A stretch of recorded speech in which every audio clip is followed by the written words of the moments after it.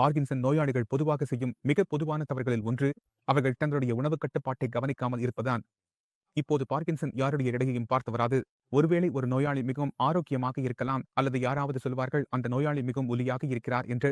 ஆரோக்கியமாக இருக்கும் நோயாளிகள் பார்கின்சன் நோயிலிருந்து மீட்பு பெற ஆரம்பிக்கும் போது ஒரு பெரிய தவறு செய்கிறார்கள். அதாவது அவர்கள் தங்களுடைய உணவு கட்டுப்பாட்டை எடை குறைக்கும் உணவாக மாற்றிக்கொள்கிறார்கள். அவர்கள் உணவில் மிலெக்ஸ், நெய் மற்றும் டிண்டா போன்றவற்றை சேர்த்து சாப்பிடுவார்கள். அவர்கள் முழுமையாக உணவு சாப்பிடுவதில்லை. ஒரு நாளில் ஒருமுறை மட்டுமே உணவு சாப்பிடுகிறார்கள். மற்ற 2 முறைகள் பழங்கள் மட்டும் சாப்பிடுகிறார்கள். இப்படி செய்வதனால் நமக்கு பார்கின்சன் நோயிலிருந்து மீட்பு கிடைப்பதில்லை. நீங்கள் உணவு சாப்பிடும்போது அது உங்கள் உடலுக்காக மட்டும் அல்ல, உங்கள் மூளைக்கும் ஆகும். அந்த உணவில் வைட்டமின்கள் உள்ளன, அந்த உணவில் தாதுக்கள் உள்ளன, அந்த உணவில் கார்போஹைட்ரேட்டுகள் மற்றும் புரதங்கள் உள்ளன. நீங்கள் உணவை மிகவும் கட்டுப்படுத்தி விடும்போது அதில் ஊட்டச்சத்து மதிப்பு குறைந்து விடுகிறது. அப்போது நோயாளிகளில் நாம் பார்க்கும் விஷயம் என்னவென்றால் மீட்பு மிகவும் மெதுவாக நடக்கிறது அல்லது முற்றிலும் நடக்கவில்லை. எனவே என்னிடம் வரும் எல்லா பார்கின்சன் நோயாளிகளுக்கும் நான் எப்போதும் ஆலோசனை கூறுவது, நீங்கள் நாளில் குறைந்தது 2 முறையாவது சூப் குடிக்க வேண்டும் என்பதாகும்.